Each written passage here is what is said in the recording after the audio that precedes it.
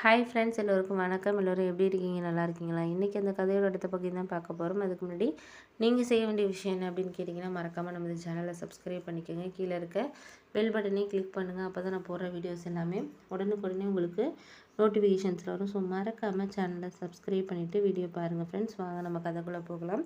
அதுக்கப்புறம் அண்ணன் பிஸ்னஸ் ஆரம்பித்ததுக்கப்புறம் எனக்கு ஒரு விஷயம் என்ன தோணுச்சுன்னா, அண்ணன் பிஸ்னஸ் ஆரம்பித்ததெல்லாம் சரி தான். ஆனால் அதோட அவங்க ஃப்ரெண்டையெல்லாம் சேர்த்து இது பண்ணது தான் கொஞ்சம் சரியில்லை அப்படிங்கிற மாதிரி எனக்கு தோணுச்சு. ஏன் அப்படின்னா, அவங்க ஃப்ரெண்டுங்களை பற்றி எனக்கு எல்லாரையும் பற்றியுமே தெரியும்.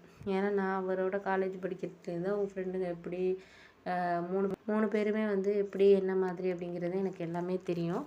ஆனால் எங்கள் அண்ணன் தான் எப்போ பார்த்தாலும் அவங்கள சொல்கிறத நம்பவே மாட்டாங்க. அவங்க எப்படின்னா, அண்ணன்ட்ட ஏதாச்சும் ஒரு காரியம் ஆகணும்னா கூடவே இருப்பாங்க. ஆனால் அவனுக்கு ஏதாச்சும் ஒரு கஷ்டமோ இல்லை ஏதாச்சும் ஒரு இது வர்றது, கஷ்டம் வருது, ஏதாச்சும் ஒன்று வருதுன்னா அவர் அதை இது பண்ணாமல் தான் இருப்பார்.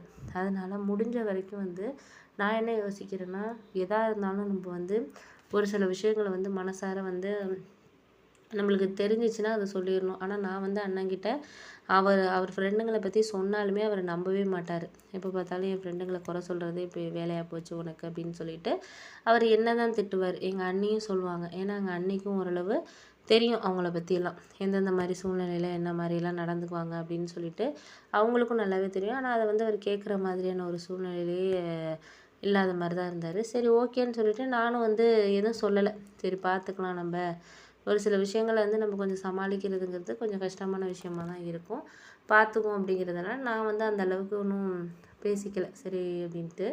அப்போ அந்த சமயத்தில் தான் என்னாச்சுன்னா, நான் யோசித்தேன், சரி அண்ணன் அவராக பட்டால் தான் அவருக்கு தெரியும், நம்ம என்ன தான் சொன்னாலும் அவர் அது யோசிக்கிறப்போ ஒரு டைம் வரும் அப்படின்னு சொல்லிட்டு நான் என் வேலையை பார்க்க ஆரம்பிச்சிட்டேன். அதுக்கப்புறம் எங்கள் ஏரியாவிலே ஒரு கடை ஆரம்பிச்சிருந்தார். அதில் அவங்க ஃப்ரெண்டுங்களையும் பார்ட்னர்ஷிப்பாக ஆளுக்கு அவங்க 50,000 50,000 இப்படி 4 பேரும் போட்டு 2,00,000 ரூபாய்க்கு எல்லாம் ஆரம்பித்தாங்க. அதுக்கப்புறம் கடை ரன் ஆக ஆரம்பிச்சிருச்சு. அண்ணன் தான் ஃபுல் டைம் பார்த்துக்கிற மாதிரி அவங்கெல்லாம் வேலைக்கு போகிறாங்க. ஆனால் அண்ணன் ஃபுல் டைமாகவே இதை பார்த்துக்கிறேன் அப்படிங்கிற மாதிரி சொல்லிட்டார். நானும் சொன்னேன், அவங்க எப்படி இது பண்ணுறாங்களோ நீங்கள் சைடில் ஒரு வேலை ஏதாச்சும் பார்த்துக்குங்கண்ணே, வேலை பார்த்தா மட்டும்தான் சமாளிக்க முடியும். நீங்கள் இதையே நம்பிட்டு நீங்கள் இருக்காதீங்க, நாளைக்கு பணம் நஷ்டமானாலோ இது பண்ணாலோ உங்களை தான் இது பண்ணுவாங்க அப்படின்னதுக்கு அவர் உடனே என்ன சொன்னார்னா, நீ ஏன் இந்த மாதிரியே யோசிக்கிற, அவனுங்க அதெல்லாம் அப்படி கிடையாது, அவனுங்க முழுமையாக என்னை நம்பியிருக்கானுங்க, அதனால நீ எதுக்கு இது மாதிரிலாம் பேசிகிட்டு இருக்க அப்படின்னு சொல்லிட்டு சொன்னோன்னே எனக்கு அப்போ தான் புரிஞ்சிச்சு. சரி இதுக்கப்புறம் நம்ம எதுவும் பேசிக்கக்கூடாது அப்படின்னு சொல்லிட்டு நான் கொஞ்சம் அமைதியாகவே இருந்தேன். சரி நம்ம இதுக்கப்புறம் எதுவும் அவங்கள்ட்ட பேச வேணாம் அப்படின்னு சொல்லிட்டு. அதுக்கப்புறம் தான் எனக்கு தோணுச்சு, சரி அண்ணனா பார்த்துக்கட்டும் அப்படின்னு சொல்லிட்டு. அப்படியே கிட்டத்தட்ட ஒரு 4-5 மாதம் போணுச்சு. நானும் என்னோடய வேலை விஷயமா பெங்களூர், கோயம்புத்தூர் இப்படி சரின்ட்டு போயிட்டு இருந்தேன். ஏன்னா நான் இந்த மார்க்கெட்டிங் இதில் இருக்கிறதுனால ஒரு மாதம் ஒரு ஊருக்கு போய் அங்கே கஸ்டமர் இது பண்ணுறது தான் என்னோடய ஒர்க்காக இருந்துச்சு. அப்படி இருக்கிறப்போ நான் இந்த அளவுக்கு இது பண்ணுறதுக்கு காரணம் அண்ணன் 4 மாதத்துக்கு அப்புறம் எங்கள் அண்ணியும் ஒன்றும் எனக்கு ஃபோன் பண்ணலை, இங்கே என்ன சூழ்நிலை என்னன்ட்டு எதுவுமே ஃபோன் பண்ணல. நானும் சரி அப்படின்னு சொல்லிட்டு நல்லா தான் போயிட்டுருக்கு அப்படின்னு சொல்லிட்டு தான் நானும் இருந்தேன்.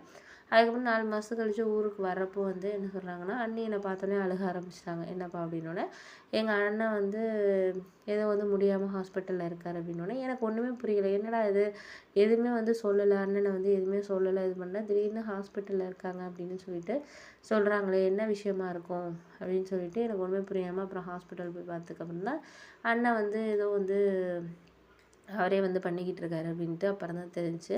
அப்புறம் தான் எங்கள் அண்ணிக்கிட்ட கேட்டேன், என்ன இப்படி இந்த அளவுக்கு ஒரு வர்றதுக்கு காரணம் என்ன, நீங்களாம் வீட்டில் தானே இருக்கிறீங்க, என்கிட்ட ஒரு ஃபோன் கூட பண்ணி சொல்ல, ஃபோன் பண்ணியிருந்தால் நான் வந்திருப்பேன்ல, ஏன் இப்படி பண்ணுறீங்க, நானாக வந்ததுக்கப்புறம் நீங்கள் சொல்லவும் இல்லை, ஏன் நீங்கள் உங்ககிட்ட நாங்கள் சொல்லி உங்களையும் கஷ்டப்படுத்த விரும்பலை தம்பி, ஏன்னா நீங்கள் இந்த அளவுக்கு குடும்பத்துக்காக கஷ்டப்படுறீங்க, தங்கச்சியை கல்யாணம் பண்ணி கொடுத்துருக்கீங்க, எல்லாருக்கும் செய்கிறீங்க, சொந்தக்காரவங்களுக்கெல்லாம் நீங்கள் சம்பாதிச்சு தான் செய்கிறீங்க, இவர் என்ன பண்ணுறாருன்னு சொல்லுங்கள், எதா இருந்தாலும் இவர் ஒரு அமைதியாக இருக்கிறது, அதுக்கப்புறம் எதுவுமே பேசாமல் இருக்கிறது, இப்படி தான் அவர் பண்ணிக்கிட்டு இருக்காரு, எனக்கு அது சரியாக படலை அப்படின்னு சொன்னோன்னே சரி ஓகே அப்படின்னு சொல்லிட்டு நானும் என்ன விஷயம் அப்படின்னோடனே, இவர் தான் கடை வைக்க வேணான்னு நீங்கள் அப்பயே சொன்னீங்க, இவர் கேட்காம ஃப்ரெண்டுங்க அது இதுன்னு சொல்லிட்டு நம்பிக்கிட்டு இவர் கடையை வச்சார். ஆனால் அவனுங்க என்ன பண்ணுறானுங்க, வர லாபத்தை மட்டும் இது பண்ணிக்கிட்டு நஷ்ட கணக்கை மட்டும் இவர்கிட்ட எழுதிட்டு இப்படி இது பண்ணிட்டு போயிட்டானுங்க. இப்போ இவருக்கு புரிய மாட்டேங்குது, இப்போ கடன் வந்து 2,00,000 மேலே ஆனதுக்கப்புறம் அவனுங்க பாட்டுக்கு கையண்டுக்கிட்டானுங்க, நாங்களா கடையில் இருந்தோம் அப்படின்னு சொல்லிட்டு. இப்போ 2,00,000 கடன் இவர் மேலே தான் நிற்கிது. இப்போ ஃப்ரெண்டுன்னு சொல்லிக்கிட்டு இருந்தானுங்க. அவர்லாம் இப்போ போயிட்டாரு. இப்போ எந்த ஃப்ரெண்டு வந்து இங்கே ஹெல்ப் பண்ண போகிறானுங்க, கொஞ்சம் யோசிச்சு பாருங்க நீங்கள் அப்படி இப்படின்னு சொன்னோன்னே, சரி சரி விடுப்பா, எதாக இருந்தாலும் பார்த்துக்கலாம். சில விஷயங்களை நம்ம வந்து என்ன தான் இது பண்ணாலும் ஒரு சில விஷயத்த வந்து நம்ம வந்து கொஞ்சம் சமாளிக்கிறதுங்கிறது கொஞ்சம் கஷ்டமாக தான் இருக்கும். நான் பார்த்துக்கிறேன், நீங்கள் அதை பற்றி ஒன்றும் கவலைப்படாதீங்க. அண்ணனை எதுவும் நீங்கள் பேசாதீங்க, அவரை பேசி மனசை கஷ்டப்படுத்தாதீங்க நீ அப்படின்னோடனே, சரிப்பா எதுவும் சொல்கிற, இருந்தாலும் வந்து எனக்கு வந்து இது சரியாக படலை அப்படின்னு சொல்லிட்டு சொன்னோன்னே, சரிப்பா அப்படின்ட்டாங்க. நான் வந்து ஒரு சில விஷயங்களை வந்து நான் யோசிக்க ஆரம்பித்ததுக்கப்புறம் வந்து நானே வந்து அது வேண்டாம் அப்படிங்கிற முடிவுக்கு வந்தேன். ஏன் அப்படின்னா, நம்ம வந்து ஒரு வாழ்க்கையில் வந்து சில முடிவுகள் எடுக்கிறோம். ஆனால் இது எல்லாமே சாதகமாக நம்ம ஃபேமிலிக்கு இருக்குமா அப்படின்னு சொன்னால் கண்டிப்பாக கிடையாது. அதே மாதிரி தான் என்னோட ஒரு லவ்வான ஒரு விஷயமும். எனக்கு அவரை பிடிச்சிருந்துச்சு, ஆனால் அவருக்கும் என்னை பிடிச்சிருந்துச்சு. நான் வந்து அவருக்கும் வந்து வீட்டில் போய் பேசுகிறதுக்கோ இல்லை எங்கள் வீட்டில் வந்து பேசுகிற அளவுக்கு ஒரு தைரியமாகவும் அவரும் இல்லை. நானும் வந்து அவரை வந்து போயிட்டு கல்யாணம் பண்ணிக்கிறேன், அதாவது அவருக்கே வந்து நம்ம வீட்டில் பேசுகிற அளவுக்கு கூட ஒரு தைரியம் இல்லை, பயமாக இருக்கிற மாதிரியான ஒரு ஆளாக இருக்கிறாரு. அப்படி இருக்கிற சூழ்நிலையில் நம்ம எப்படி வந்து அவரை ஏற்றுக்க முடியும் அப்படிங்கிற மாதிரி தான் எனக்கு தோணுச்சு. சரி ஓகே, இதுக்கப்புறம் வந்து இது சரியாக வராது, நம்ம பார்த்துக்கலாம் அப்படின்னு சொல்லிட்டு நான் வந்து சொன்னேன், வேணாங்க நம்ம பிரிஞ்சிருவோம், நீங்கள் உங்கள் வாழ்க்கையை பாருங்கள், நான் இதை பார்த்துக்கிறேன் அப்படின்னு சொல்லிட்டு. ஆனால் என் ஃப்ரெண்டெல்லாம் சொன்னாங்க, நீங்கள் ஏன் அப்படி வந்து இத்தனை வருஷம் 5 வருஷமாக லவ் பண்ணீங்க, ஏன் இது மாதிரி வந்து ஒரு முடிவு எடுக்கிற ரேக்கா அப்படின்னு சொல்லிட்டு என்கிட்ட எல்லாருமே கேட்டாருங்க. என்னோடய ஃப்ரெண்ட்ஸுங்க எல்லாருக்குமே தெரியும், ஆனால் ஃபேமிலியில் யாருக்கும் தெரியாது. என்னோடய ரொம்ப நெருக்கமான ஃப்ரெண்ட்ஸ் ஒரு 6-7 பேர் இருக்காங்க. நாங்கள் தான் டீமாக இருப்போம், ஆஃபீஸ்லேயும் சரி காலேஜ் மேட்டு. அதனால் அவங்க எல்லாருக்குமே தெரியும். அப்போ வந்து என்கிட்ட சொல்கிறப்போ வந்து என்ன சொன்னாங்கன்னா, ஏன் இந்த மாதிரியெல்லாம் நீ முடிவெடுக்கிற, தேவையில்லாத ஒரு முடிவெல்லாம் எதுக்கு எடுக்கிற, நம்ம வந்து எதாக இருந்தாலும் பார்த்துக்கலாம் அப்படிங்கிற மாதிரி தான் அவன் என்கிட்ட சொன்னான்.